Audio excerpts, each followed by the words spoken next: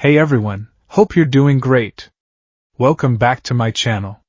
In today's video, we'll dive into what if Naruto's destiny was to destroy the Shinobi world. Smash that subscribe button, and be sure to peek at the description below. Let's begin. The sky over Kanehigakure was not black, nor was it the deep indigo of a summer night. It was the color of a bruise, a swirling, sickly violet illuminated by the fires that were consuming the village. The air did not smell of pine or rain. It smelled of sulfur, iron, and the terrified sweat of dying men. At the center of the carnage stood the nine-tailed demon fox, its tails thrashing like lashes of a vengeful god, shattering stone and timber with casual disdain. But the true horror was not the beast itself. It was the silence that followed its roar. It was the silence of a village holding its breath, waiting for extinction. In a clearing far removed from the burning center of the village, the fourth Hokage, Minato Namikaze, panted heavily. His flak jacket was shredded, his golden hair matted with blood that was not his own. Beside him, Kushina Uzumaki lay pinned by the fox's claw, her life force draining away into the seal of the newborn crying in the altar's cradle. Minato, she rasped, blood bubbling at the corner of her lips. Do it. Save him. Minato looked at his son. The infant, Naruto, wailed, a high, thin sound that cut through the roaring of the fires. Minato's hands moved through the seals, faster than the eye could track. He had no choice. To save the village, he had to sacrifice his son. He had to make Naruto the jailer. Snake, boar, ram, rabbit, dog, rat, bird, horse, snake, reaper, death seal. The temperature in the clearing plummeted. The roar of the fire seemed to dull, replaced by a spectral whispering that scraped against the inside of Minato's skull. Behind him, the void tore open. The Shinigami, the god of death, emerged. It was a phantom of white robes and purple skin, a dagger held in its teeth, prayer beads rattling with the souls of the damned. Usually, the Shinigami is a silent executioner. It takes the payment and performs the duty. But tonight, the air grew heavy with a sensation that was not chakra. It was malice. Ancient, cold malice. As the spectral hand of the death god reached through Minato's chest to grasp the nine-tailed soul, the entity paused. The Shinigami's eyes, burning like yellow coals, shifted from the fox to the screaming infant on the altar. Time seemed to freeze. Minato, paralyzed by the jutsu, felt a chill that transcended death. You summoned me to save this place, mortal? The voice did not come from the air. It vibrated in Minato's very soul. Minato grit his teeth, blood leaking from his eyes. Take the fox. Seal it, inside my son. The Shinigami laughed. It was a sound like grinding tombstones. I will take your soul, Force Shadow. And I will seal the beast. But know what you have done. You believe you are creating a savior? A vessel of peace? The spectral hand ripped half of the nine-tails chakra away, the fox howling as it was compressed into a sphere of red energy. Look closely at the child. The Shinigami whispered, drifting closer to Minato's ear as the life faded from the Hokage's body. The threads of fate have snapped tonight. You do not save the world today, Minato Namikaze. You have merely preserved the fuel for the final fire. You sealed the beast within the destroyer. What are you saying? Minato gasped, his vision graying. The prophecy is twisted. He will not bring peace. He will burn the roots of the world so that nothing may grow again. You die to protect the end of days. The Shinigami thrust the chakra into Naruto's navel. The seal formed, an intricate burning spiral. But unlike the standard seal, the ink bled outward, looking like jagged cracks in porcelain. Minato died with horror in his eyes, not peace. He died hearing the Shinigami's final words echoing into the void. The great destroyer is born. 12 years later, Kanehigakure was a village of secrets. But the biggest secret was one everyone knew and no one spoke. The sun was high over the village, casting sharp shadows against the stone faces of the Hokage monument. In the bustling streets, merchants hawked their wares, ninja leaped across rooftops, and civilians went about their daily lives. But there was one section of the village where the bustle died. Sector 9. It was a small, residential district near the western wall, surrounded by a high chain-link fence topped with barbed wire. It wasn't a prison, technically. The gate was unlocked, but 4 ANBU Black Ops were stationed at the perimeter at all hours, perched on telephone poles like crows waiting for carrion. Inside Sector 9 lived a single resident. Naruto Uzumaki sat on the roof of his apartment complex, his legs dangling over the edge. At 12 years old, he was small for his age, with unruly blonde hair and eyes the color of a frozen ocean. He wore an orange jumpsuit, a loud color, something that screamed for attention. But the jumpsuit was faded, the hems frayed. He wasn't eating ramen. He wasn't pulling pranks. He was simply watching. Naruto had learned the truth of his existence very early, though not the details. He knew he was different because of the way the village looked at him. In the stories he read, the pariah was treated with disgust. People would spit on them, call them names, throw rocks. Naruto didn't get disgust. He got terror. When he walked down the street to buy milk, mothers didn't scold him. They snatched their children and ran inside, locking the doors. When he entered a shop, the owner didn't yell at him to leave. The owner would tremble, place the items on the counter for free, and beg him, in a whisper, not to be angry. "Please, Lord Uzumaki. Take it. Just, please don't be upset." They treated him like an unexploded bomb sitting in their living room. Naruto kicked his heels against the siding of the building. He felt the eyes of the ANBU on his back. They were always there. Watching. Waiting for him to twitch the wrong way. "Dog," Naruto said, without turning around, a flicker of motion. An ANBU operative with a dog mask appeared 5 feet behind him, crouched in a combat stance. Hand near his tanto. "State your business, Uzumaki," the ANBU said. His voice was tight, controlled. "I'm going to the academy," Naruto said flatly. "It's the graduation exam today." "We know," Dog replied. "Proceed directly there. Do not deviate from the path. Do not engage with civilians." "I never do," Naruto whispered. He stood up and dusted off his pants. He didn't smile. Naruto hadn't smiled a genuine smile in years. Why would he? Smiles were for people who were welcomed. Smiles were for children who weren't surrounded by invisible walls. As he walked to the edge of the roof to jump down, he felt that familiar thrum in his gut. A hot, bubbling sensation. The fox. It was always there, scratching at the back of his mind, not with words, but with emotion. Hate. They hate you. They fear you. Burn them.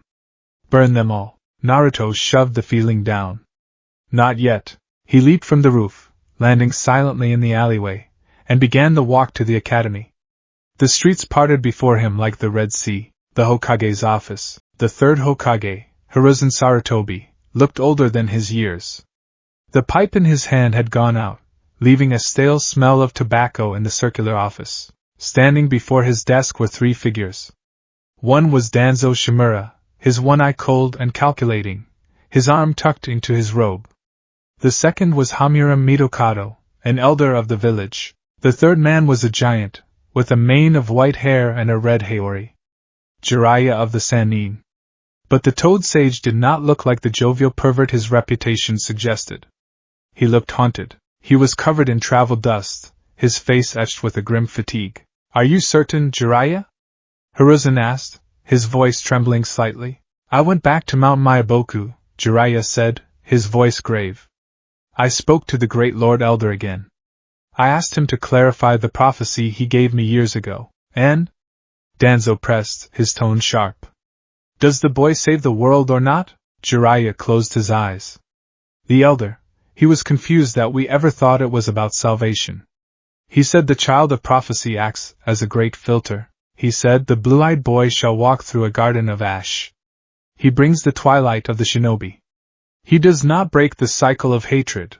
He ends the cycle by killing the participants. The room descended into a heavy silence. "It is as I said 12 years ago," Danzo said, his voice dropping to a dangerous whisper. Minato was compromised by sentiment. The Shinigami's curse was real. The boy is not a Jinchuriki. He is a doomsday device. He is a child. Hiruzen slammed his hand on the desk, though the action lacked conviction. "He is Minato's son. He is the world ender," Danzo countered. "Every day he grows stronger. The seal Minato placed. It is not designed to filter the chakra for Naruto's use. I have had my root agents analyze the seal from a distance. It is degrading. The boy's own chakra is mixing with the fox's in a way we have never seen. It is creating a volatile new energy. If he snaps, if he loses control, he won't just transform. He will detonate. We should have killed him in the cradle, Hamura stated coldly. Enough. Hiruzen stood up. We are not murderers of children. We are shinobi. Danzo snapped. We kill one to save thousands. That is the definition of our existence. If Jiraiya is right, if this boy is destined to destroy the shinobi world, then our duty is clear. He must be eliminated before he reaches maturity. Jiraiya opened his eyes. He looked at Hiruzen. Sensei. I love the boy. Or, I want to. But I have traveled the world. I have seen the hatred brewing in the other nations. If they find out what he is, what the prophecy says, they will attack us with everything they have to destroy him. Or worse, to control him. He fails the exam today, Hiruzen said, slumping back into his chair. He will not become a ninja. We will keep him contained in the village. If he acts as a civilian, perhaps the destiny can be averted. You are a fool, Hiruzen. Danzo turned to leave. You cannot cage a storm in a paper box. If you do not let him vent his pressure, he will explode. And when he does, I will be the one to clean up your mess. Danzo exited the room, the heavy oak door slamming shut. Hiruzen looked at his crystal ball. The image swirled, revealing Naruto sitting alone in the back of the classroom, staring blankly at the blackboard. Forgive me, Minato, Hiruzen whispered. I don't know how to save him. The academy, the classroom was buzzing with nervous energy. It was the final exam. The test to become a genin. For most, it was the start of their lives. For Naruto Uzumaki, it felt like a farce. He sat in the back corner. The seat next to him was empty. It was always empty. The other students, Kiba, Shikamaru, Sakura, they didn't bully him. They ignored him. They had been trained by their parents to pretend he didn't exist. It was a social death, a ghost-like existence. Irika Yumino stood at the front of the class. He held a clipboard. He looked tired. When his eyes scanned the room and landed on Naruto, there was a flicker of something. Not hate, exactly, but a deep, guarded wariness. Irika's parents had died that night. He saw the fox every time he looked at the blonde boy. He tried to be professional, but Naruto could smell the fear on him. Naruto Uzumaki, Irika called out. Naruto stood up. The room went silent. The chatter stopped instantly. 30 pairs of eyes bored into him, then quickly looked away. Naruto walked to the front. He followed Irika into the testing room next door. Mizuki was there, sitting at the table with a smile that didn't reach his eyes. All right, Naruto, Irika said, adjusting his headband. The test is the clone jutsu. You need to create 3 viable clones. Naruto took a deep breath. He knew he could do this. He had practiced. He had an ocean of chakra.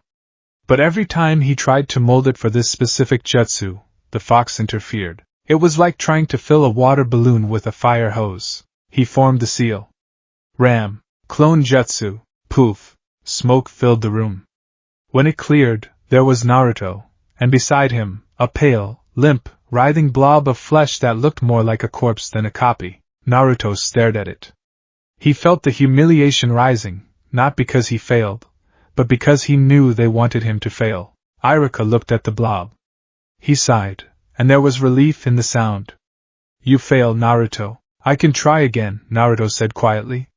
I have the chakra. It's just the control. The rules are strict, Irika said, looking down at his papers. He couldn't meet Naruto's eyes. You fail. Mizuki leaned forward. Oh, come on, Irika. He has the stamina and the physical skills. Surely we can. No, Irika cut him off sharply. He fails. That is the Hokage's order. Go home, Naruto. The Hokage's order. Naruto's hands clenched into fists. It wasn't about the test. It was never about the test. They were keeping him down. Keeping him in the cage. He didn't scream. He didn't shout, believe it. He simply turned around and walked out of the room.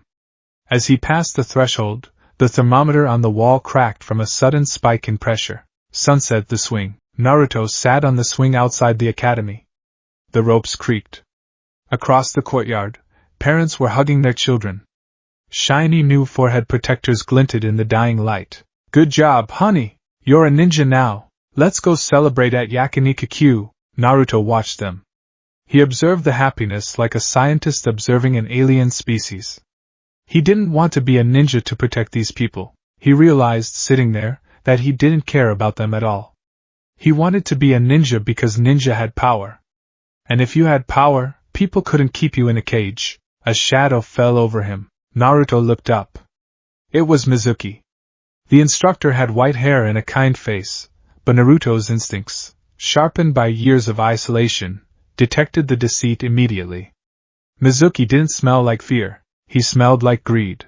Tough break, Naruto, Mizuki said, leaning against the tree. What do you want, Mizuki-sensei? Naruto asked dully. I want to help you, Mizuki smiled. Irika, he's tough. He doesn't want you to advance. But I think you have potential. True potential. Naruto stopped swinging. Potential for what? To change things, Mizuki lowered his voice. To stop being the outcast. There is a way to pass, Naruto. A special test. A secret test. I'm listening. The Hokage possesses a scroll, Mizuki whispered, his eyes gleaming. The Scroll of Seals. It contains the village's most powerful forbidden jutsus. It was created by the first Hokage. If you can retrieve it, bring it to the shack in the woods, and learn a single jutsu from it, not only will you pass, but you will prove them all wrong. You will prove you are stronger than them. Naruto looked at Mizuki. He knew, logically, that this was a trap. Stealing from the Hokage was treason, but then he looked back at the parents and children. He looked at the village that feared him. If he stole the scroll, he would have power. Forbidden power. Where is it? Naruto asked. The heist. Infiltrating the Hokage's residence was surprisingly easy. Or perhaps, Naruto thought as he slipped through the window, the third Hokage was getting old. Naruto moved like smoke. His orange jumpsuit was covered by a dark cloak he had swiped from a clothesline. He didn't use stealth jutsu. He used the natural stealth of a boy who had spent 12 years trying to be invisible. He found the scroll in the study. It was massive, green, and radiated a heavy, ominous energy. As Naruto reached for it, Hiruzen Sarutobi stepped out of the shadows. He wasn't wearing his robes. He was in his combat gear. Naruto, Hiruzen said softly. Put it down. Naruto froze. He held the scroll to his chest. He turned to face the old man who came to his apartment once a month to give him an allowance, but never a hug. Why? Naruto asked. Why did you order Irika to fail me? Hiruzen's eyes were sad. Because the life of a shinobi is one of pain. I wanted to spare you that. You lie, Naruto said. The bubbling in his stomach grew hotter. His eyes flashed red for a second. You're afraid. You're afraid of what I am. Hiruzen stiffened. He sensed the Kyuubi's chakra leaking. Naruto, listen to me. Sexy jutsu. Naruto shouted. It was a ridiculous technique. A prank. But Naruto didn't use it for a laugh. He transformed into a naked woman, yes, but he combined it with the surprise of the moment, and a sudden burst of pure, condensed killing intent. Hiruzen, caught off guard by the sheer density of the hatred aimed at him, flinched. For a ninja god, a flinch was an eternity. Naruto grabbed the scroll and threw himself out the window, smashing through the glass. Guards! Hiruzen roared, but he didn't chase. He stood by the window, watching the small figure disappear into the night. Let him go, he whispered to the empty room. Let us see if the prophecy holds true. The forest of solitude. The woods were quiet. Moonlight filtered through the canopy, illuminating the small shack where Mizuki had told him to wait. Naruto sat on the ground, the massive scroll open before him. He was panting, adrenaline coursing through his veins. He had done it. He was a criminal now. There was no going back. He looked at the first jutsu. Multi-shadow clone jutsu. Useless, Naruto muttered. I can't do clones. Read it, the voice in his head urged. The text. Not just the hand signs, Naruto read. The theory was different. It didn't require delicate control.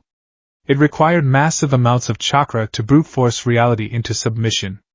It splits the spirit, not just the energy, he practiced. Once. Twice. The chakra burned his coils, but it felt good. It felt like breaking chains. Within an hour he had it. But he didn't stop there. He unrolled the scroll further. He wanted to know more. He found a section sealed with red ink. The 8-trigram seal, and below that, a note in jagged handwriting. To my son, if you are reading this. I am sorry. I have sealed the beast within you. You are the vessel that holds back the apocalypse. Minato Namake's 4th Hokage. Naruto stopped breathing. Minato. The 4th Hokage. The hero of the village. The man everyone worshipped. My father. Naruto whispered. The realization hit him like a physical blow. My father did this to me? He read on. There were notes from the 3rd Hokage. Notes from Jiraiya. Subject Naruto Uzumaki. Designation, strategic deterrent/potential class S threat. Prophecy, the destroyer of the world. The tears didn't come. Instead, a cold, hollow laughter bubbled up from his throat. They knew, Naruto said to the trees. Everyone knew. I'm not a person. I'm a weapon. I'm a bomb they're afraid to detonate. The leaves rustled. Naruto looked up.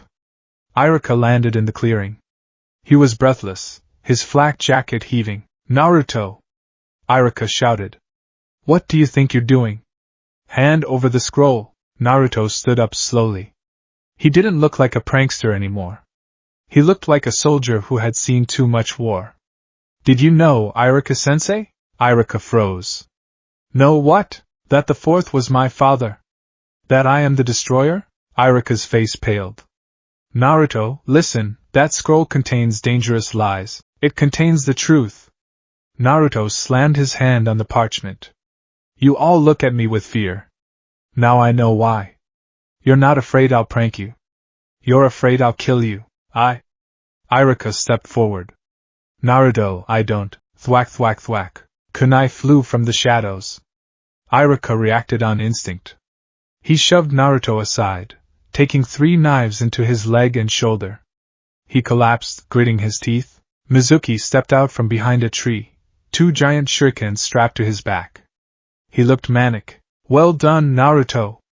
Mizuki laughed. You found the scroll. And you found the truth. Good boy. Mizuki, Iruka spat, clutching his bleeding shoulder. Don't do this. Why not? Mizuki sneered. The village is going to kill the brat eventually. Danzo has been arguing for his execution for years. I'm just doing Konoha a favor. I'll take the scroll to Orochimaru, get some real power, and leave this sinking ship of a village. Mizuki turned his gaze to Naruto. Do you get it now, Fox? Iruka doesn't hate you. He's terrified of you. His parents died because of the beast inside you. He hates your very existence, but the Hokage forces him to be your teacher to keep you pacified. It's all a lie. A play. And you're the puppet. Naruto looked at Iruka. Is that true? Iruka looked up, pain etched on his face. He wanted to say no. He wanted to say he loved Naruto. But in this world, in this moment, the lie wouldn't hold. Iruka's voice broke. I tried, Naruto. I try not to hate you. But every time I see your face, I see them dying. It was the truth. And it cut deeper than any blade. Naruto took a step back. The world seemed to tilt. The only person he thought cared was just doing a job.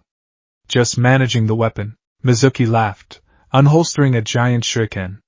See? Nobody loves a monster, Naruto. Now die. Mizuki hurled the shuriken.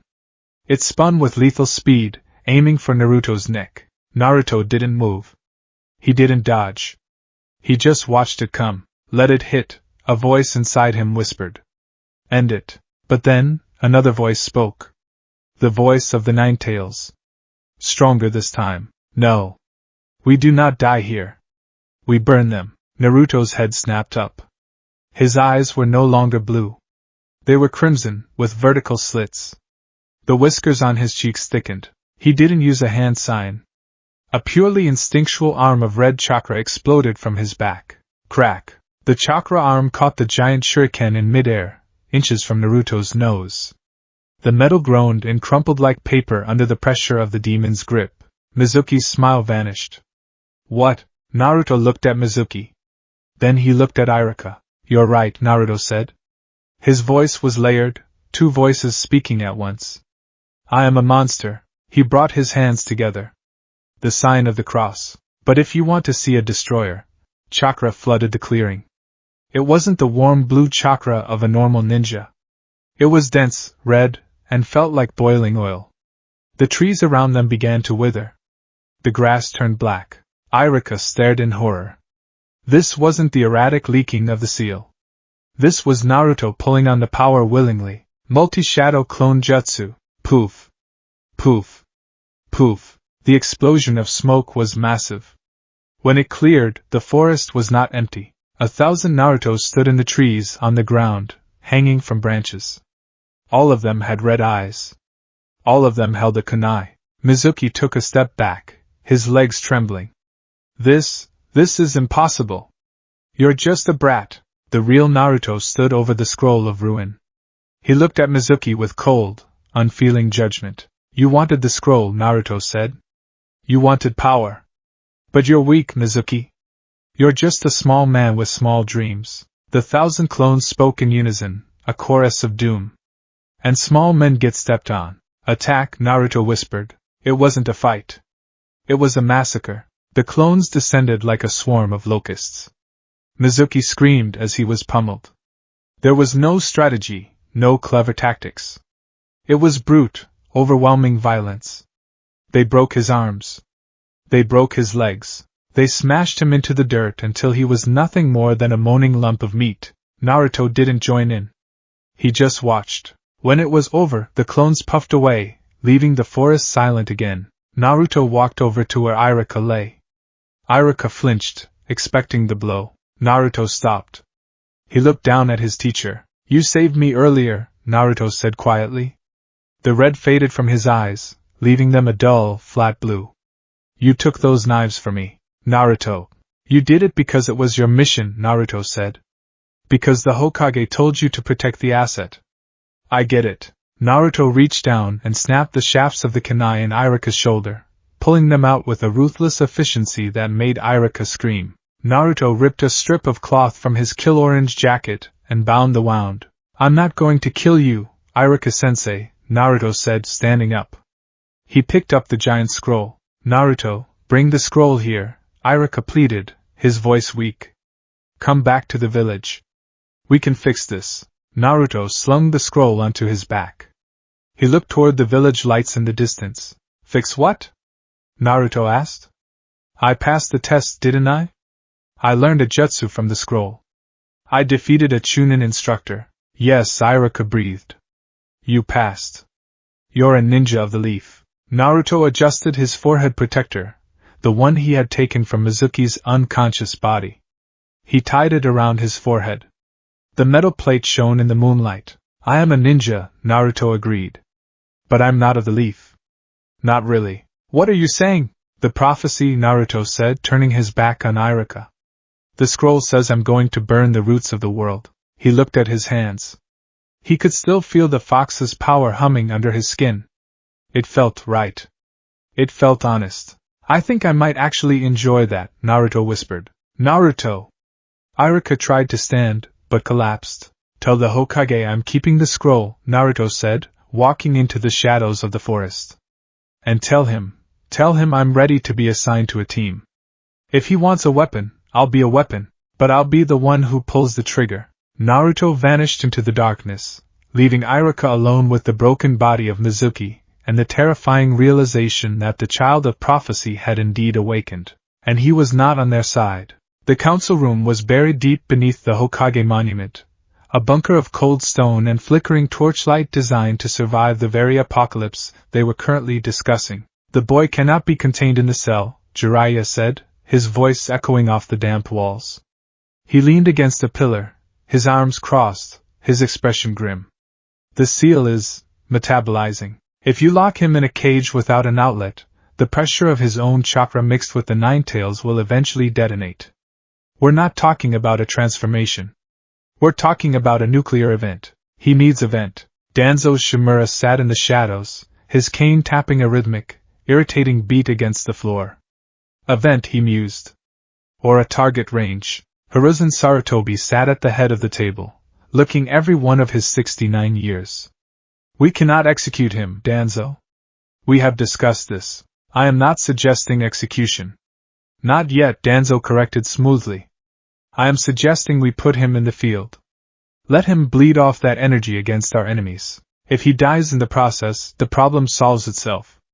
If he survives, we have a weapon of mass destruction that follows orders. Temporarily. And who commands such a weapon? Hamura asked, adjusting his glasses nervously. No ordinary jonin can handle the psychological strain, let alone the physical threat if the boy turns. Hiruzen sighed, reaching for a file on the table. He slid it forward. The photo on the front was of a man with silver hair and a mask covering half his face. Kakashi Hatake, Hiruzen said. Jiraiya raised an eyebrow. The copy ninja? He's suffering from severe PTSD, sensei.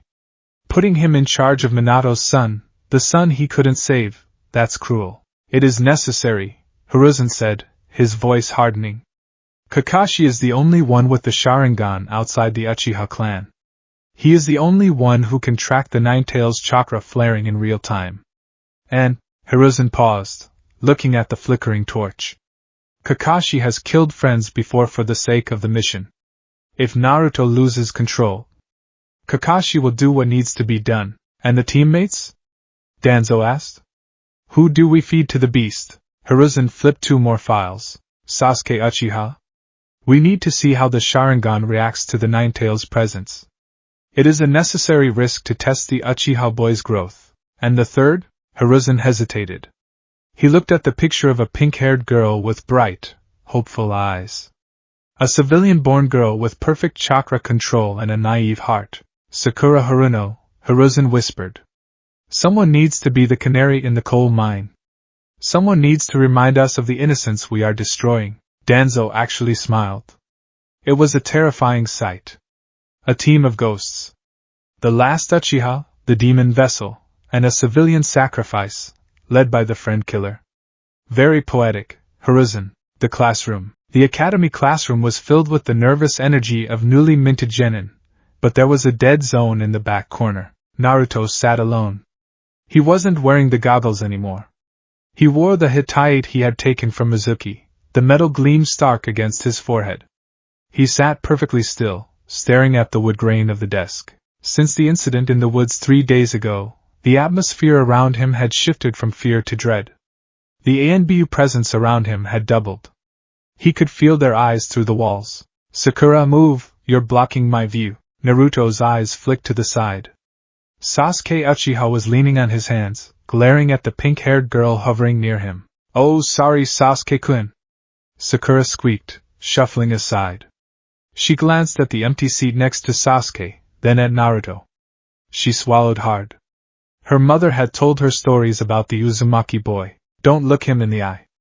If he talks to you, run. She sat down between them, acting as a trembling buffer. Team 7, Irika announced from the front of the room. He walked with a limp, his leg heavily bandaged under his pants. He refused to look at the back corner. Naruto Uzumaki. Sakura Haruno. Sasuke Uchiha. Sasuke stiffened. TCH. Stuck with the dead last. Naruto didn't react. He didn't jump up and yell. He didn't complain. He just slowly turned his head to look at Sasuke. His blue eyes were dull, flat, like the surface of a deep lake hiding a leviathan. Careful, Uchiha, Naruto said softly. His voice carried across the room despite the whisper. Dead lasts have nothing to lose. Sasuke frowned, unsettled by the lack of heat in Naruto's voice. Usually, the idiot would be screaming by now. This quiet. It was wrong. Your Jonin instructor will meet you here after lunch, Irika said, quickly moving on to Team 8. The introduction. 3 hours later, the room was empty save for Team 7. Sasuke was pacing. Sakura was cleaning her nails, trying to look busy. Naruto was sitting on top of the teacher's desk, legs crossed, eyes closed. The door slid open. There was no eraser trap. Naruto hadn't set one. He found such things childish now. Kakashi Hatake stepped inside. He didn't look lazy or bored. His single visible eye was sharp, scanning the room, assessing threats. He looked at Sasuke, then Sakura, and finally, his gaze rested on Naruto. For a second, Kakashi's hand twitched toward his weapon pouch. "Meet me on the roof," Kakashi said.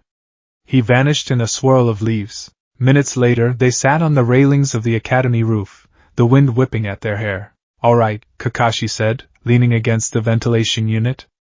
"Let's get this over with." Introductions. Likes, dislikes, dreams, hobbies. "You go first, Sensei," Sakura said. "Show us how it's done." "Me? I'm Kakashi Hatake. Things I like and things I hate. I don't feel like telling you that. My dreams for the future, never really thought about it. As for hobbies, I have lots of hobbies. Totally useless," Sakura muttered. "You next," Kakashi pointed at Sasuke. Sasuke clasped his hands in front of his face. "My name is Sasuke Uchiha. I hate a lot of things, and I don't particularly like anything. What I have is not a dream, because I will make it a reality. I'm going to restore my clan, and kill a certain man." The air grew cold. Sakura looked worried. Kakashi looked unimpressed. "And you?" Kakashi pointed to the girl. "I'm Sakura Haruno. What I like. I mean the person I like is." She glanced at Sasuke and giggled. "My dream for the future is..." Squeal. "What I hate is..." Naruto. Naruto didn't flinch at his name. He just stared at the village spread out below them. "And you?" Kakashi asked. "The blonde one." Naruto turned his gaze to Kakashi. The wind caught his collar. "I am Naruto Uzumaki," he said. The voice was calm, articulate. "I don't have likes.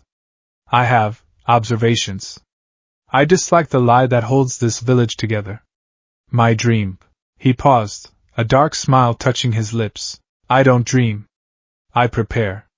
And my hobby is watching things break." Sakura shivered.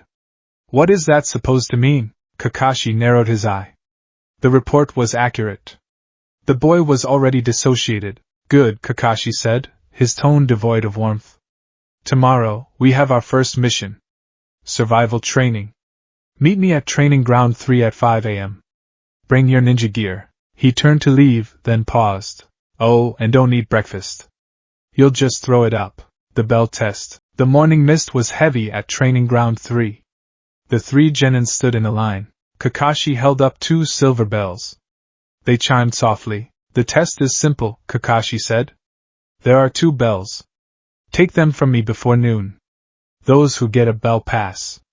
The one who doesn't, goes back to the academy. Or, in this case, gets tied to that post and watches me eat lunch." "Wait," Sakura said, doing the math. "There are 3 of us and only 2 bells. That means one of us definitely fails." "Exactly," Kakashi said. "The squad will be dissolved if you fail. This is a pass-fail test for the team, but a survival test for the individual. Begin." Kakashi vanished. Sasuke and Sakura immediately leaped into the bushes to hide. Standard protocol. Naruto didn't move. He stood in the center of the clearing, hands in his pockets. "You're not hiding?" Kakashi's voice came from behind him. The Jonin was reading a small orange book. "Why hide?" Naruto asked. "You know where I am. You can smell the fox, can't you?" Kakashi snapped the book shut. "You're arrogant. I'm efficient." Naruto brought his hands together. He didn't shout the jutsu name. He just pushed the chakra out. Multi-shadow clone jutsu. 50 Narutos erupted into existence. But unlike the sloppy clones of the academy, these clones didn't charge blindly. They fanned out, surrounding Kakashi in a perfect circle. "Impressive volume," Kakashi noted. "But volume doesn't equal skill." "I don't need skill," the 50 Narutos said in unison. "I just need to weigh you down." The clones rushed.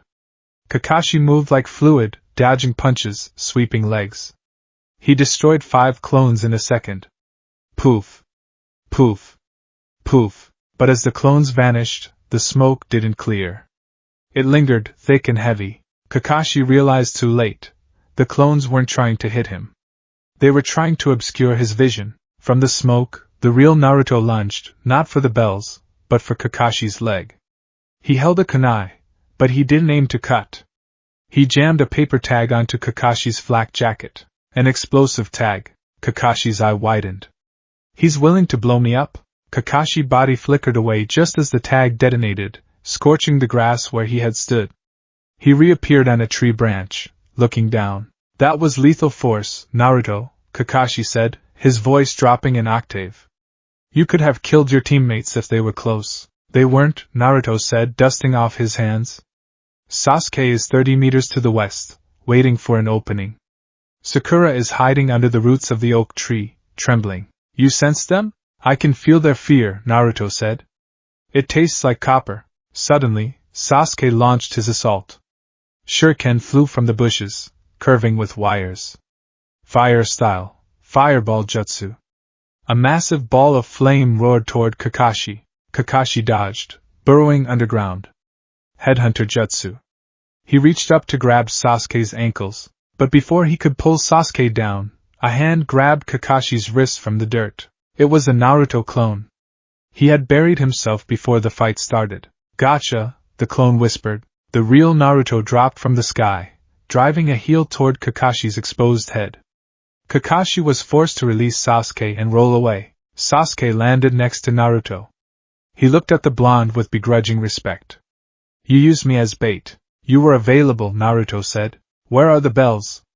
Sasuke demanded. He still has them, Naruto pointed. But he's tired. He's reading his book less. We need to work together, Sasuke admitted, hating the words. Just this once. I don't care about together, Naruto said coldly. I care about the objective. You go high. I'll go low. If he kills you, I'll grab the bells off your corpse, Sasuke glared. You're a psycho. I'm a ninja, Naruto corrected. They attacked again. It wasn't perfect teamwork. There was no trust. It was a coordinated assault of two predators competing for the same prey. Sakura eventually joined in, throwing shuriken from the sidelines, terrified of being left behind. At 11:55, Kakashi called a halt. He stood in the center of the clearing. His vest was singed. He was slightly out of breath. Naruto, Sasuke, and Sakura stood before him, battered and bruised. None of them had a bell. You failed to get the bells, Kakashi said. Sasuke clenched his fists. Sakura looked ready to cry, but Kakashi continued eyeing Naruto. You understood the assignment. Or at least, you understood the reality of it. You used each other. You sacrificed comfort for tactical advantage. He looked at Naruto. You were willing to let Sasuke take a hit to create an opening. That is, practical. Cruel, but practical. The mission comes first, Naruto recited the code, his voice hollow. A ninja must not show emotion. Kakashi felt a chill. This was what the village wanted. A boy who followed the rules so perfectly he ceased to be human. You pass, Kakashi said quietly. Team 7 is formed. There were no cheers. Just a grim acceptance. The mission. Weeks passed. D-rank missions. Catching cats. Naruto scared the cat into submission with a glare. Picking weeds. Naruto used clones to strip the garden to bare earth. Then came the C rank. Tazuna the bridge builder sat in the Hokage's office, reeking of sake. These are the brats protecting me? Tazuna slurred. A moody emo kid, a pink-haired decoration, and hey, you with the whiskers. You look like a midget. Naruto looked up from the floor. He walked over to Tazuna. The ANBU in the corners tensed. Naruto placed a hand on Tazuna's sake bottle. He squeezed. The glass shattered in his grip, alcohol spilling over his hand.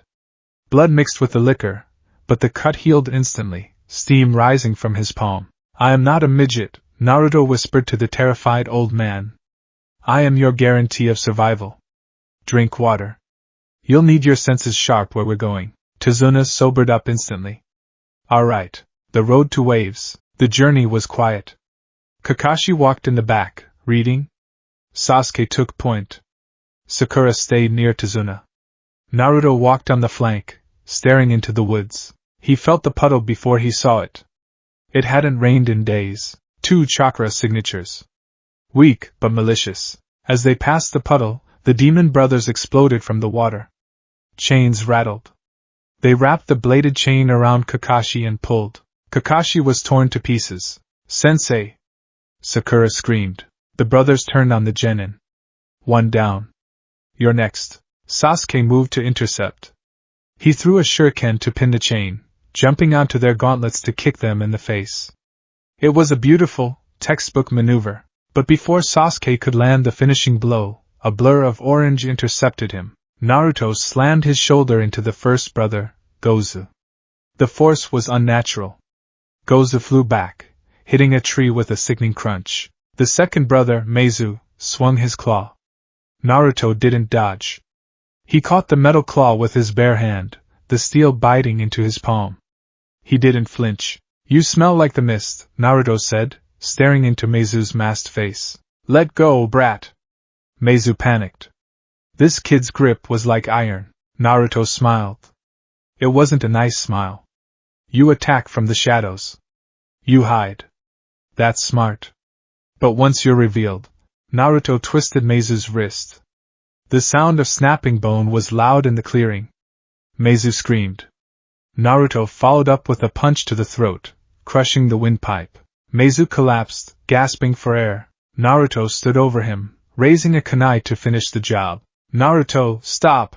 Kakashi stepped out from behind a tree. He was alive. He had used a substitution. We need them for interrogation, Kakashi said, his eye wide. He had seen the look on Naruto's face. It was the look of an executioner enjoying his work. Naruto paused.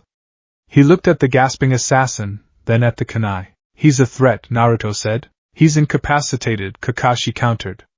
Stand down. That is an order. Naruto stared at Kakashi for a long beat. Then, he sheathed the kunai. Understood. Sasuke stared at Naruto. He had been proud of his own move, but Naruto had dismantled them with raw, savage power. He's stronger than me, Sasuke realized with a jolt of fear. And he's crazy. The mist. They reached the land of waves by boat. The fog was thick. Someone is following us, Naruto said. He was sitting at the prow of the boat. I know, Kakashi said. Get ready. A massive sword came spinning out of the mist. Kubikirabocho. Kakashi tackled the team to the ground. The sword slammed into a tree trunk. Zabuza Momochi stood on the hilt, looking down at them like a demon of the mist. Kakashi of the Sharingan, Zabuza rasped. And, some brats. Zabuza Momochi, Kakashi said, lifting his headband to reveal the spinning red eye. Demon of the hidden mist. Demon? Naruto stood up. He looked at Zabuza. You call yourself a demon just because you kill people? Zabuza looked at the blonde kid. He sensed it immediately. The darkness. You got a mouth on you, kid, Zabuza laughed. I graduated by killing my entire class. I bathed in their blood. What do you know about demons? Naruto tilted his head. I know that true demons don't brag.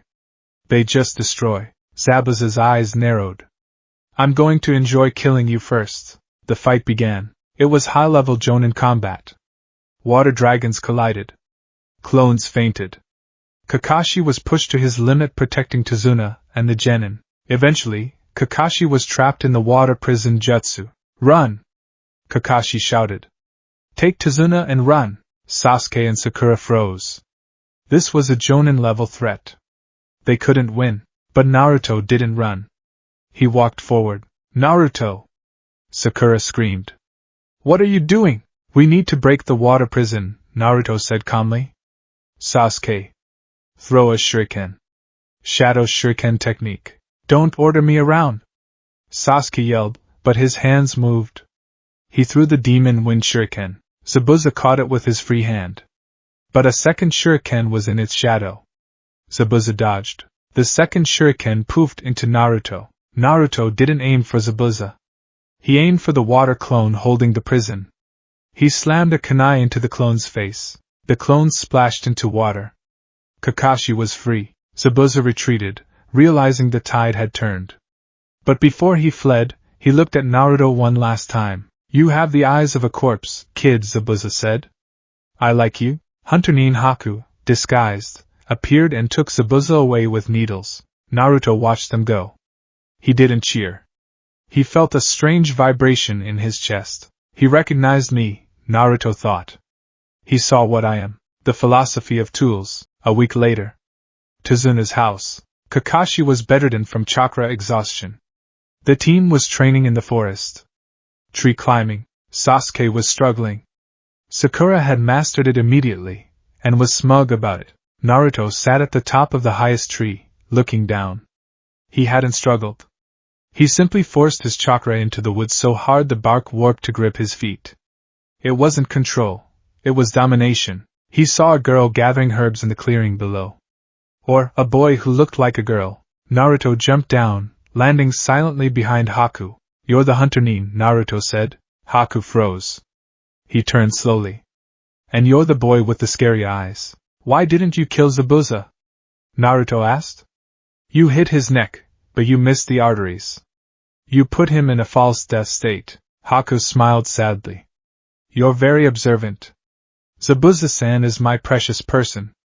I exist to be his tool." "A tool," Naruto repeated the word. "You let him use you? You let him decide if you live or die. Is that so wrong?" Haku asked. "Without him, I am nothing. I am a weapon. A weapon needs a wielder. Don't you feel the same? You serve your village, don't you?" Naruto looked at his hand. "I don't serve the village. The village thinks they own me. They think they can lock me in a warehouse until they need to point me at an enemy." "Then we are the same," Haku said. "Tools of the shinobi system." "No," Naruto looked up. His eyes burned.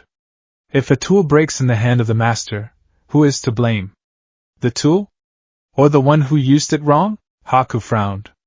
"What are you saying?" "I'm saying," Naruto stepped closer, "that if I am a weapon, I choose where I explode. I won't be a tool for Zabuza or the Hokage. I'll be the disaster that breaks them both." Haku stepped back, genuinely unsettled. This boy wasn't fighting for peace. He was fighting for retribution. "I hope we don't meet on the bridge," Haku whispered. "Because next time, I will have to kill you." "You can try," Naruto said. The bridge. The bridge was unfinished, a skeleton of steel and concrete stretching over the churning sea. Fog rolled in. The workers were unconscious. Zabuza and Haku stood waiting. "Sorry to keep you waiting," Kakashi said, stepping out of the mist with his team. "Kakashi," Zabuza hefted his sword. "And the brats." "Good. I need to sharpen my blade." The battle split. Kakashi versus Zabuza.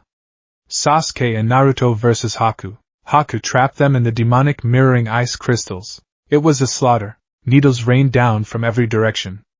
Sasuke and Naruto were being turned into pincushions.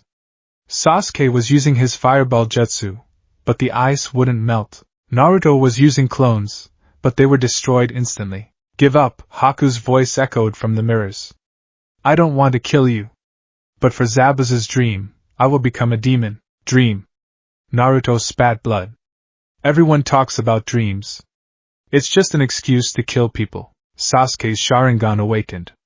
He began to track the movements. He started deflecting the needles. "Naruto!" Sasuke shouted. "Don't just stand there. Cover my blind spot."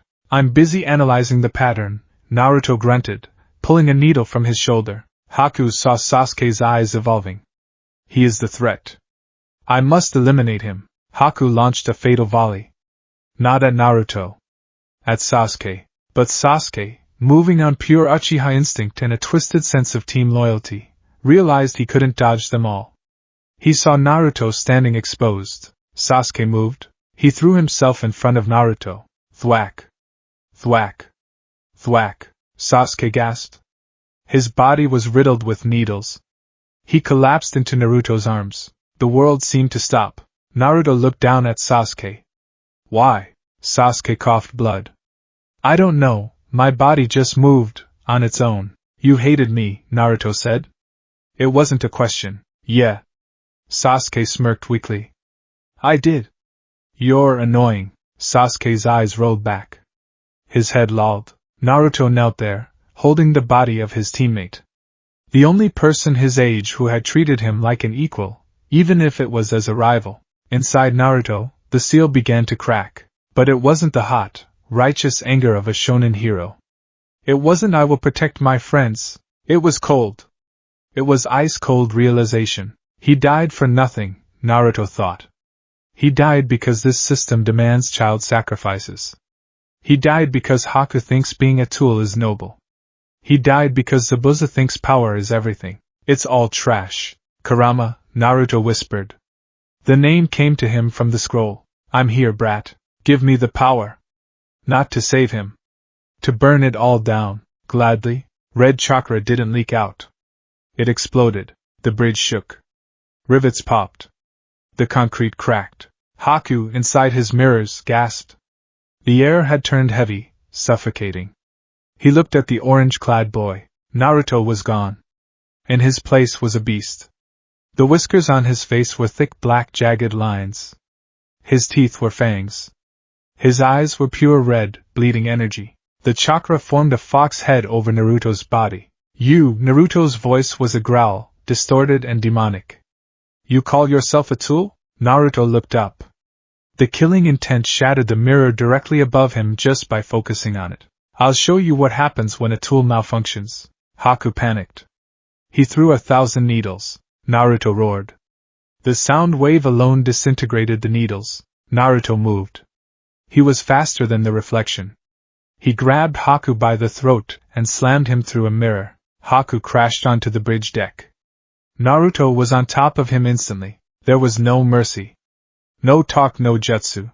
Naruto punched Haku in the face. The mask shattered. Haku's beautiful face was revealed, bloody and bruised. Zabuza. Haku whispered, reaching out. Naruto grabbed Haku's wrist and broke it. He's not coming, Naruto hissed. He doesn't care about you.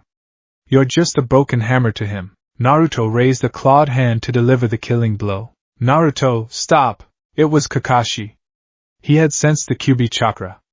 He had abandoned his fight with Zabuza to stop the disaster. Naruto turned his head. The red eyes locked onto Kakashi. Stop? Naruto laughed. It sounded like grinding metal. Why? Isn't this the mission? Eliminate the threat? He is defeated. Kakashi yelled. He is breathing. Naruto roared. Naruto slammed his hand down. Not on Haku, but on the bridge deck next to him. The concrete exploded, creating a crater 10 feet wide. The shockwave threw Kakashi back. Zabuza watched, paralyzed by fear. Even the demon of the mist had never seen chakra this vile. Gato and his mercenaries arrived at the end of the bridge. Hundreds of thugs with swords and bats. Well, Gato sneered. Looks like you failed, Zabuza. Time to clean house. Naruto stood up, leaving the broken Haku on the ground. He turned toward the army of mercenaries. More trash, Naruto growled. He brought his hands together. A sphere of swirling red and blue chakra formed. It wasn't a Rasengan. It was a tailed beast ball, imperfect, small, but unstable. Naruto, don't! Kakashi screamed.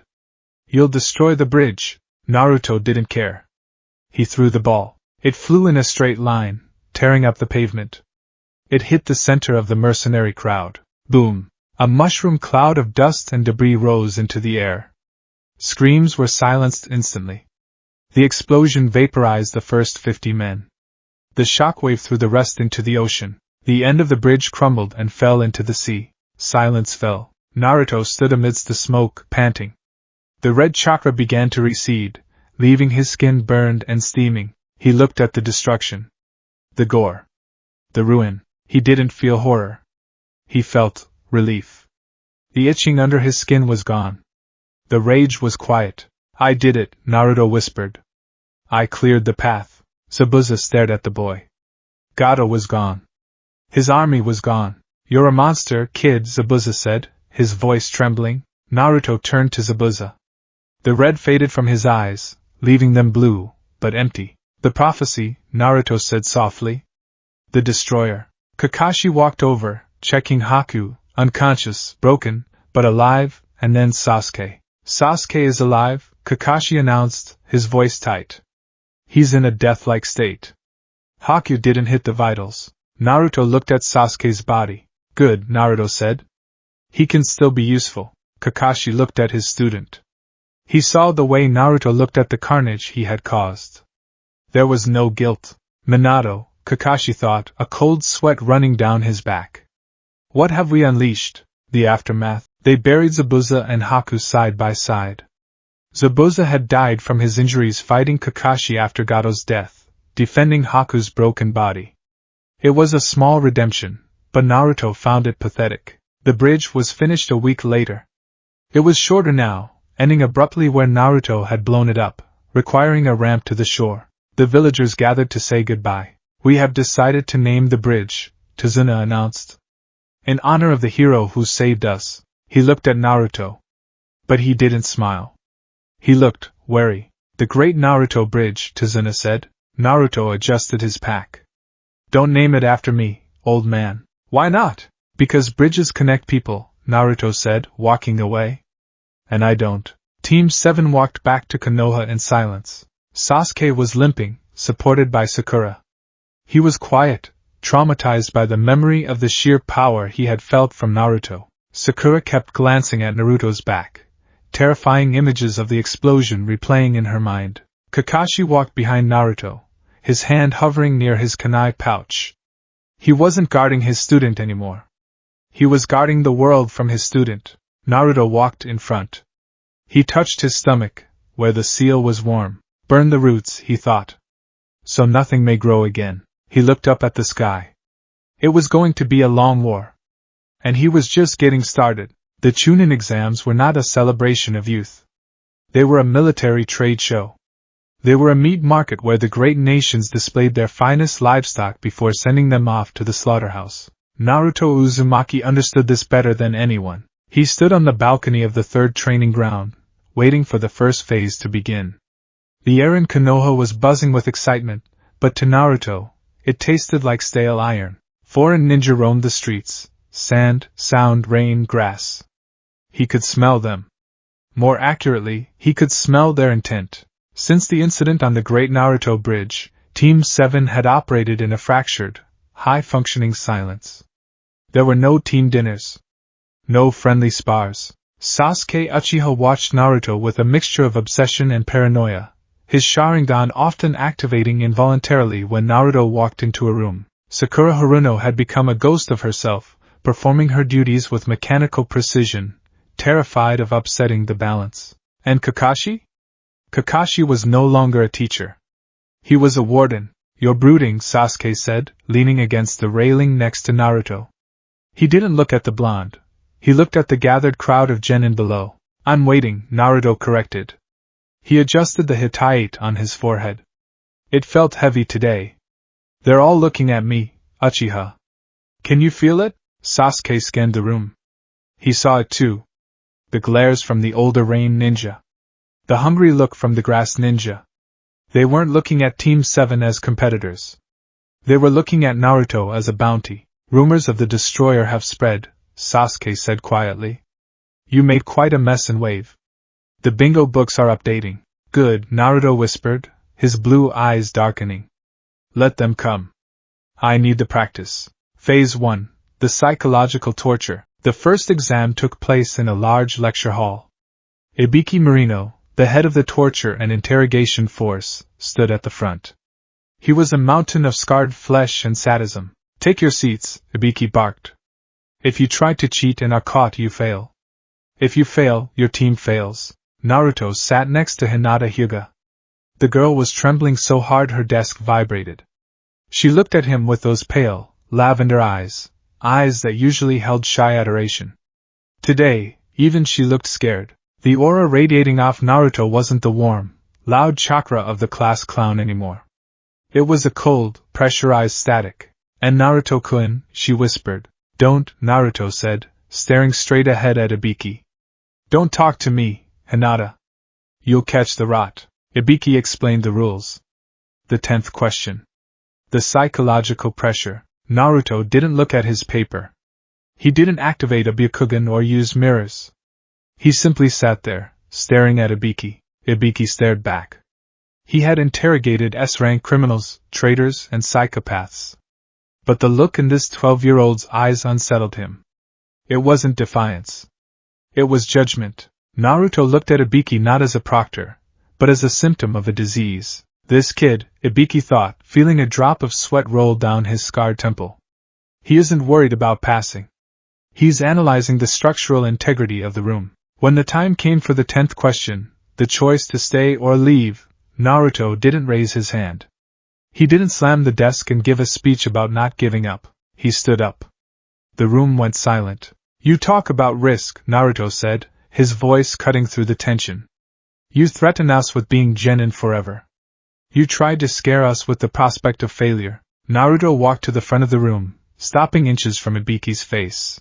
But you're just training us to be good little soldiers who walk into suicide missions without asking why, Naruto said. You want to know if we'll sacrifice ourselves for the village. That's the test, isn't it? Ibiki narrowed his eyes. Sit down, Uzumaki. I'll sit. Naruto turned to face the class. He looked at the terrified faces of the children. But know this. Passing this test doesn't make you brave. It just makes you obedient. And obedience is what gets you killed. He sat back down. Ibiki cleared his throat. The tension in the room had shifted. It wasn't fear of the test anymore. It was fear of the truth Naruto had spoken. Those who remain, you pass, Ibiki announced. But the victory felt hollow. The forest of death, the hunt. The second phase was the forest of death. A scroll hunt. Heaven and Earth. Team 7 stood at Gate 12. Anko Mitarashi, the proctor, had licked a cut on Naruto's cheek earlier, tasting his blood. She had laughed. Naruto hadn't. He had just wiped it off as if she were an insect. Gate open. Team 7 blurred into the forest. The canopy blocked out the sun. The air was thick with humidity, and the smell of rotting vegetation. Strategy, Sasuke demanded as they landed on a thick branch. We have the Heaven Scroll. We need an Earth. We don't need to hunt, Naruto said, sitting down on the branch and dangling his legs. We are the bait. They're coming to us. Who? Sakura asked, clutching a kunai. Everyone, Naruto smiled. He was right. Within 20 minutes, they were surrounded. It wasn't a team of genin. It was a kill squad from the Hidden Rain, disguised as exam participants. 3 of them, wearing rebreathers, emerged from the shadows. Naruto Uzumaki, the leader, hissed. Our village has a standing order. The Nine-Tails vessel must not reach maturity. See? Naruto looked at Sasuke. I told you I'm popular. Sasuke activated his Sharingan. Sakura, stay back. These guys are Chunin level at least. Don't interfere, Sasuke, Naruto said, standing up. This isn't a team fight. Don't be an idiot, there are 3 of. Naruto dropped from the branch. He didn't land in a defensive stance. He landed walking. The rain ninja launched a volley of umbrellas into the air. Ninja art, Saban shower. Thousands of needles rained down. Naruto didn't dodge. A shroud of red chakra bubbled up instantly, forming a tangible shield. The needles hit the chakra and melted. What is that? The rain leader gasped. Hatred, Naruto answered. He moved. It was a burst of speed that cracked the ground beneath him. He appeared in front of the first ninja. Naruto didn't use a jutsu. He used his hand coated in the burning red cloak. He punched through the umbrella, through the flak jacket, and into the man's chest. Ribs shattered. The ninja flew back, coughing blood, dead before he hit the tree. The other 2 panicked. Monster! They tried to combine a water-style jutsu, but Naruto was already there. He grabbed the second ninja by the face. The corrosive chakra burned the man's skin. Naruto slammed him into the mud, holding him there until the bubbles stopped rising. The leader turned to run. He was a veteran shinobi. He knew when a mission was foobar. He made it 3 steps before a chain made of golden chakra exploded from Naruto's back. It wasn't the fox's tail. It was something else, something distinctly Uzumaki, awakened by the proximity of the seal's corruption. The chain wrapped around the leader's ankle and yanked. He was dragged back across the forest floor, clawing at the dirt. Naruto stepped on his back. Tell me, Naruto whispered, leaning down. Does your village fear me?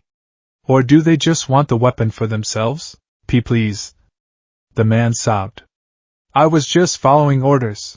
Everyone is just following orders, Naruto sighed. That's why the world has to burn. No more orders. Crack. Naruto finished it. He reached into the man's pouch and pulled out an earth scroll. He tossed it up to Sasuke. Sasuke caught it, his hands trembling slightly. He looked at the 3 corpses below. This wasn't a spar. This was cold-blooded elimination. We passed, Naruto said, his voice flat. Let's go to the tower. You killed them, Sakura whispered, looking green. They came to kill me, Sakura, Naruto said, looking up at her with dead eyes. Welcome to the shinobi world. It's not a fairy tale. The snake and the truth. They didn't make it to the tower immediately. A wind picked up. A wind that smelled of snakes and old graves. Naruto stopped. The hairs on his arms stood up. The fox in his gut was growling. Not in anger, but in warning. Predator. A real one. A woman from the grass village stepped out from behind a tree. She held the scroll they needed, but she wasn't looking at the scroll. She was looking at Sasuke with hunger, and at Naruto with fascination. My, the woman said, her voice oscillating between male and female. You boys are talented. But let's see how you dance. The woman burned the scroll. Who are you? Sasuke demanded. The woman's face melted away, revealing pale white skin and snake-like eyes. Orochimaru. One of the legendary Sannin. The killing intent hit them like a physical wave. Sakura collapsed, foaming at the mouth. Sasuke fell to his knees, paralyzed by the vision of his own death. Naruto stood. His knees shook, but he stood. Sannin, Naruto grit his teeth. The snake traitor. And you, Orochimaru licked his lips, his neck elongating as he circled Naruto. The container. Or should I say the bomb? Get away from them! Sasuke yelled, forcing himself to move. He drew a kunai and stabbed his own leg to break the paralysis. Fire style, Phoenix Flower Jutsu, Orochimaru batted the flames away with a wave of his hand. He ignored Sasuke. His interest had shifted. He had come for the Uchiha, but the Uzumaki was radiating something delicious. Orochimaru flickered, appearing directly in front of Naruto. He didn't attack. He placed a hand on Naruto's stomach, over the seal. Naruto gasped as the 5-pronged seal disrupted his chakra flow. The red cloak fizzled out. He fell to his knees, coughing. Interesting, Orochimaru whispered. Minato's seal is eroding. You know, don't you, boy? Naruto looked up, sweat stinging his eyes. Know what? That you aren't designed to survive. Orochimaru smiled, a terrifying expression.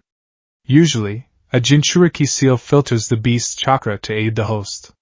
But this seal? It's a pressure cooker. It mixes the chakras to create a volatile reaction. Your father didn't make you a jailer, Naruto-kun. He made you a suicide vest to deter the other nations. The words hit Naruto harder than any punch. It confirmed the dark thoughts that kept him awake at night. They plan to use me. Use you? No, Orochimaru laughed. They plan to spend you. Konoha looks at you and sees a deterrent. When the next great war starts, they will drop you in the middle of the enemy and let the seal break. You are livestock, bred for the slaughter. Orochimaru leaned in close, his snake eyes piercing Naruto's soul. I could give you power, Orochimaru whispered. I could give you a curse mark. But, no. You don't need my power. You have enough hatred to drown the world on your own. A mark would only limit you. Orochimaru stood up. He looked at Sasuke, who was trembling with rage and fear. I will leave you with a gift, Sasuke-kun, Orochimaru said. He bit Sasuke's neck. Sasuke screamed as the curse mark formed, but Orochimaru's eyes lingered on Naruto as he sank into the tree trunk to leave. Burn it down, Naruto-kun, Orochimaru's voice echoed in the wind. Prove them right. Naruto sat in the dirt, clutching his stomach. The physical pain was blinding, but the mental clarity was absolute. I am a suicide vest, he thought. Fine. If I'm going to explode, I'll make sure I take the village hidden in the leaves with me. The preliminaries, the Tower of Judgment. They dragged themselves to the tower. They opened the scrolls. Iruka appeared to congratulate them. He looked at Naruto with sad, proud eyes. Naruto looked through him. 5 days later, the preliminaries began. The surviving teams gathered in the central arena. The third Hokage stood on the balcony, flanked by Jonin. Kakashi stood with his team, but he kept a noticeable distance from Naruto. The battles began. Sasuke, suffering from the curse mark, brutalized Yore, breaking his arms before collapsing. Shino defeated Zaku. Then, the board flickered. Naruto Uzumaki vs. Kiba Inuzuka. Alright. Kiba shouted, pumping his fist. I got the dead last. Easy win, Akamaru. Akamaru, the small white dog on Kiba's head, whined. He tucked his tail between his legs and shivered. Dogs have better senses than humans. Akamaru didn't smell a dead last. He smelled a predator that ate wolves. Naruto walked down the stairs. His hands were in his pockets. He walked to the center of the arena and stood there, looking bored. Hate Gecko, the proctor coughed. Begin. Don't think I'll go easy on you just because you're the class clown, Naruto. Kiba yelled. He dropped to all fours. Beast mimicry. Kiba and Akamaru charged. Speed. Power. They were a whirlwind of claws and fangs. Naruto didn't move. Kiba swiped at Naruto's throat. Naruto tilted his head, the claw missing by a millimeter. Kiba spun and kicked. Naruto caught the ankle. Too loud, Naruto said. He threw Kiba. Kiba flipped in the air, landing on the wall. Not bad. But let's see you handle this. Smoke bomb. Red smoke filled the arena. Kiba used his nose to track Naruto. Fang over Fang. The drilling tornado of man and beast tore through the smoke, aiming for Naruto's heart. Thud. The tornado stopped instantly. The smoke cleared. The audience gasped. Naruto had caught the Fang over Fang. He hadn't used a jutsu. He had simply stepped forward and clotheslined Kiba mid-spin. Kiba lay on the ground, gasping for air, his chest bruised. Akamaru, who had been part of the spin, was whimpering in the corner. Naruto walked over to Kiba. He didn't run. He just walked. You want to be Hokage, Kiba? Naruto asked. Kiba struggled to his feet, blood dripping from his mouth. Damn right. I'm gonna lead this village. Naruto kicked him in the stomach. Kiba folded. Hokage, Naruto said, his voice echoing in the silent hall. The man who sends children to die in forests. The man who orders the massacre of clans to keep the peace. The man who locks monsters in the bellies of babies. Naruto grabbed Kiba by the hair and lifted him up. You don't want to be a leader. You want to be a celebrity. You want the hat and the cheers. Shut up! Kiba yelled. He swiped with his claws, cutting Naruto's cheek. Naruto didn't blink. The wound hissed and healed in seconds. You fight with a dog, Naruto looked at Akamaru. You trained an animal to kill for you. Just like the village trained us. Akamaru is my partner. Kiba screamed. He's a tool, Naruto said coldly. Just like you. Naruto threw Kiba into the air. He vanished. He reappeared above Kiba. He didn't use a Rasengan. He didn't use a shadow clone. He clasped his hands together into a double fist hammer. Down, Naruto whispered. He struck Kiba in the spine.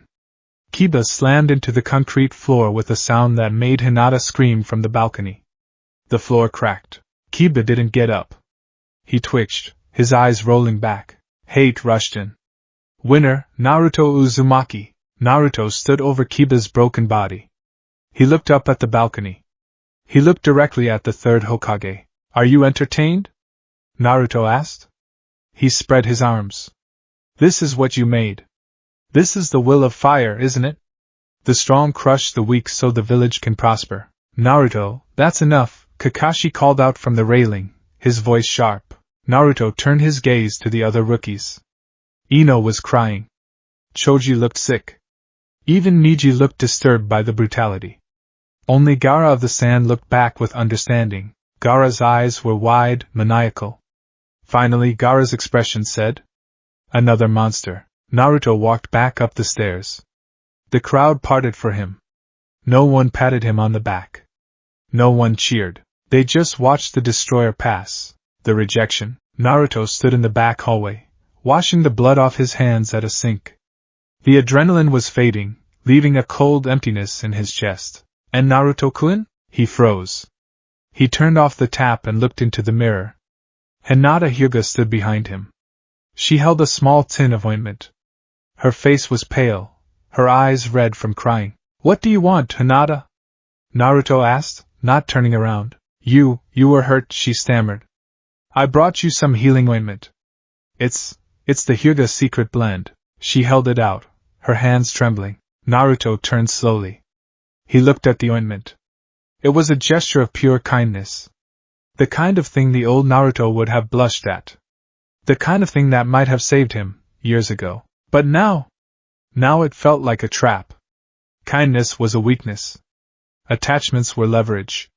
If he let her in, if he let himself care about her, the village would use her against him. Or worse, his own unstable chakra would kill her. Why? Naruto asked. Because Hinata looked down. I've always watched you. You never give up. I admire that. I haven't given up. Naruto stepped closer, looming over her. But I'm not the boy you watched, Hinata. That boy died in the wave country. He slapped the tin out of her hand. It clattered against the wall, spinning on the floor. Hinata flinched, tears welling up in her eyes. Naruto-kun, don't look at me like that, Naruto snarled. I'm not a hero. I'm not your inspiration. I just broke your teammate's spine and enjoyed it. Did you see that? Did you see me smile? I know you're suffering. Hinata cried out, surprising both of them. I can see it. You're hurting so much. You don't know anything. Naruto shouted. His chakra flared red for a second. The killing intent slammed into her, making her knees buckle. He grabbed her shoulders. Not gently. Listen to me, Hyuga. Stay away from me. I am a curse. Everyone near me gets hurt. Sasuke. Kakashi. My parents. If you come closer, I will burn you too. I don't care, Hinata sobbed. I do, Naruto whispered harshly. He pushed her away. I care enough to make you hate me. Go away. Go back to your clan and live a nice, caged life. Leave the monsters to the dark. He turned and walked away, leaving her weeping in the hallway. Naruto didn't look back. He couldn't. If he looked back, he might break. And he couldn't afford to break. He had to be hard. He had to be steel. He had a world to destroy. The encounter with the sand. As Naruto exited the tower, heading for the month-long training break before the finals, he found someone waiting for him. Gaara stood on the path. The gourd of sand on his back. His arms crossed. You, Gaara said. His voice was raspy, dry. You are like me. Naruto stopped. He looked at the red-headed boy. He saw the dark circles under the eyes. The instability. The beast trapped inside. The one-tail, Naruto said. Mother wants your blood, Gaara said, clutching his head. She screams for it. But, you have the same eyes. The eyes of someone who knows what we are. We are weapons, Gaara, Naruto said. We are alone, Gaara corrected. We exist only to kill. That is how we verify our existence. If I kill you, I will prove that I exist. Naruto walked up to Gaara. The sand rose up to defend Gaara, but Naruto didn't attack. He just stood there, inches from the sand shield. You killed to feel alive, Naruto said quietly. That's small. That's selfish. Gaara's eyes widened. What? I don't kill to verify my existence, Naruto said, his blue eyes piercing Gaara's madness. I killed to correct a mistake. The world made us this way, Gaara. The villages. The Kages. They made us monsters to fight their wars. Naruto leaned in. Don't fight me to prove you're alive. Fight me to punish them. In the finals, let's show them what happens when their weapons turn around. Gaara stared at him. The screaming in his head quieted for a moment. This boy, he wasn't just a killer. He was a revolutionary. Punish them. Gaara tested the words. Burn the roots, Naruto said. He walked past Gaara. See you in the finals, Gaara of the desert. Gaara watched him go. For the first time in his life, the sand didn't feel like a defense. It felt like an army waiting for a command. The mentor, Naruto, walked into the village. He needed a teacher. Kakashi was busy with Sasuke. He knew that without asking. Kakashi would focus on the Uchiha, the elite. Naruto was the wild card, best left alone. He wandered near the hot springs. He heard giggling. A white-haired man was peeping through a hole in the wall. Naruto recognized him from the photos in the Hokage's office. The Toad Sage. Jiraiya. His father's teacher. The man who named him, and the man who had abandoned him for 12 years. Naruto didn't yell pervert. He didn't punch him. He walked up behind Jiraiya and channeled a small, concentrated burst of killing intent. Jiraiya spun around, ready for a fight, but relaxed when he saw the boy. Whoa there, kid!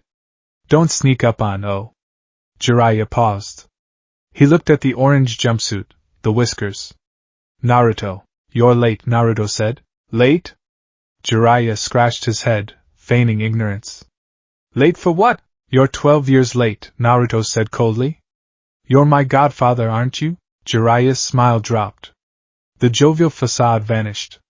He looked at Naruto, really looked at him, and saw the damage. He saw the coldness where the warmth should be. He saw Minato's face, but none of Minato's light. You know, Jiraiya said softly. I read the scroll, Naruto said. I know about the prophecy. The destroyer. Is that why you stayed away? Were you afraid I'd kill you too? No, Jiraiya sighed, slumping his shoulders. I stayed away because I was a coward, Naruto. I couldn't bear to see Minato's sacrifice living in a cage. The cage is open now, Naruto said. And I have a month before the finals. I need power. Real power.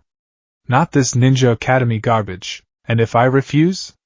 Jiraiya asked. If I think you're too dangerous to train? Naruto looked at the hot springs. Then I'll go to Orochimaru. He offered. Jiraiya stiffened. You met him? In the forest. He told me the truth about the seal.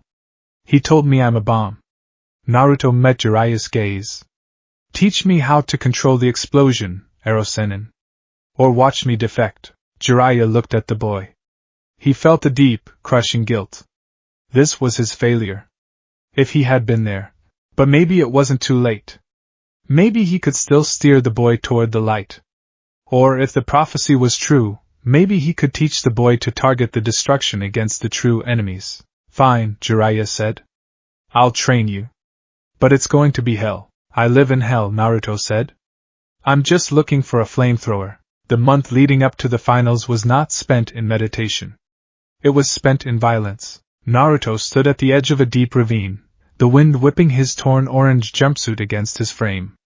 Jiraiya stood behind him, arms crossed, his face uncharacteristically serious. You have the chakra reserves, Jiraiya said. But you lack the will to dominate it. The fox isn't a pet, Naruto. It's a curse. To use its power, you have to be more hateful than it is. Naruto looked down into the abyss. You told me to find my center. I found it. It's empty. Then fill it, Jiraiya commanded.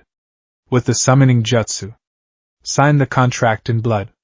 If you fall and don't summon a toad, you die. If you summon a tadpole, you die. To survive, you must demand power from the deepest part of your soul. Naruto bit his thumb. The metallic taste of blood was familiar now. It tasted like every day of his life in Konoha. You think fear of death will unlock the power? Naruto asked, turning to look at the Sannin. I don't fear death, Erosenin. I fear living a long life in this village. Jiraiya flinched. Just jump, kid. Naruto fell back. The wind roared in his ears. The darkness of the ravine swallowed him. As he plummeted, he didn't panic. He closed his eyes and drifted into his own mind. The sewer. The cage. The Ninetales was waiting. The massive fox lay behind the bars, its single visible eye glowing like a dying sun. You come again, brat? The fox rumbled. You fall to your death. Good. Die. Break the seal. Naruto stood in the ankle-deep water. He didn't look small anymore. In his mind, his projection was dense, heavy. I'm not here to beg, Naruto said, his voice echoing in the damp chamber. And I'm not here to borrow. Then why are you here? Rent, Naruto said. The fox paused. A low, confused growl vibrated the bars. You live in my body. Naruto walked up to the bars, gripping the cold steel. You eat my chakra. You experience the world through my eyes. You want to destroy them, don't you? The humans who sealed you? The village that hates you? I want to eat them alive. Then pay the rent, Naruto hissed, his eyes flashing red. Give me the chakra. I will be the vessel. I will be the hand that delivers your hate. If I die, you wait another 100 years for a host. If I live, we burn them together. The fox stared at the boy. It saw the abyss in Naruto's heart. It wasn't the pure, innocent light of Ashura. It was a dark, consuming void. The fox grinned, revealing rows of jagged teeth. Agreed. Red chakra flooded the sewer. In the ravine, Naruto's eyes snapped open. He slammed his hand against the air itself as if it were solid ground. Summoning jutsu. Boom. Smoke exploded, displacing the air with the force of a bomb.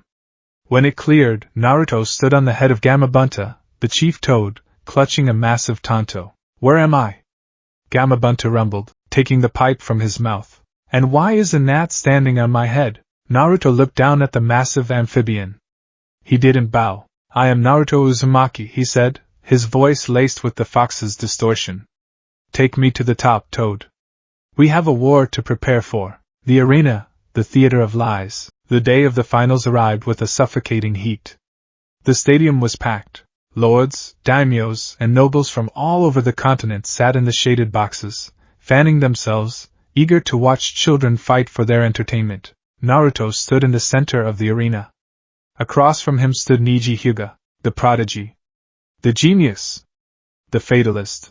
Niji activated his Byakugan, veins bulging around his eyes. He looked at Naruto with a mixture of pity and disdain. You should withdraw, Niji said, calm as a monk. Destiny has already decided the winner. I can see it in your chakra points. You are disjointed. Broken. A failure. Up in the stands, Hinata clutched her hands. In the Kage box, Hiruzen Sarutobi watched nervously, flanked by the Kazekage, Orochimaru in disguise. Destiny, Naruto repeated. He looked at the crowd. He saw the faces of the villagers. They weren't cheering for him. They were waiting for Niji to put the monster down. Yes, Niji settled into his gentle fist stance. I am a caged bird. You are a street rat. These are immutable facts. No amount of effort can change who we are. Naruto began to chuckle. It started low, then grew into a dry, humorless laugh. You're right, Niji. Niji blinked, his stance faltering slightly. What? You're absolutely right, Naruto said. He unzipped his orange jacket and let it fall to the dust, revealing a black mesh shirt underneath. On his stomach, the spiral seal was visible through the mesh. We are caged. You by your clan. Me by this village. Naruto looked up. His eyes were not red, but they were cold, a freezing blue. But you are a coward, Niji. You accept the cage. You rationalize it with destiny so you don't have to feel the shame of submission. Silence. Niji lunged. 8 trigrams, 64 palms, he struck. 2 palms. 4 palms. 8. 16. He hit Naruto's chakra points with surgical precision. Naruto didn't dodge. He took every hit. At 64, Niji drove a palm into Naruto's chest, sending him skidding back across the dirt. It is over, Niji said, turning to the proctor. His chakra flow is halted. Genma, the proctor, looked at Naruto. The boy was lying still. Winner. Genma began. Halted? A voice came from the ground. Naruto stood up. His body jerked like a marionette. You shut off my chakra? Naruto grinned, blood dripping from his chin. Thank you? That chakra was weak anyway. Now, the pipes are clear for the real stuff. Tum. The ground cracked. Red steam erupted from Naruto's pores. The sheer pressure blew the dust away. Niji's Byakugan widened in horror. He didn't see chakra points anymore. He saw a forest fire. What are you? Niji stepped back, his absolute defense rotation feeling suddenly like a paper shield. I am the inevitable result of your system, Naruto whispered. He moved. He was a blur of red light. Niji spun. Rotation. The blue sphere of chakra formed. Naruto didn't go around it. He punched it. His clawed hands slammed into the spinning chakra. Sparks flew. The ground beneath them pulverized. Destiny isn't a path, Niji. Naruto roared. He pushed harder. The red chakra began to eat the blue. Destiny is just the name you give to the chains you're too weak to break. Crack. The rotation shattered.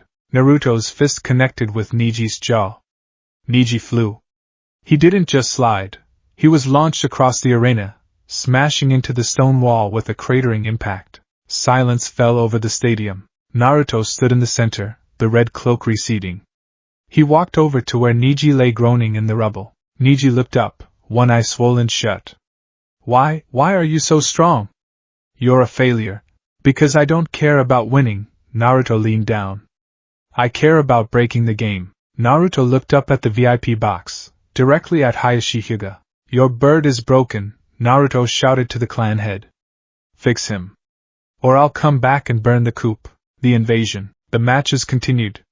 Sasuke arrived late with Kakashi. He fought Gaara. But the moment Sasuke drew blood, the moment the shell cracked, the signal was given, feathers fell from the sky. Temple of Nirvana Genjutsu. The crowd slumped over. Civilians, nobles, weak ninja, all asleep. Naruto didn't sleep. The fox's chakra burned the genjutsu out of his system instantly. Sakura! Shikamaru! Kakashi's voice cut through the chaos. Wake up!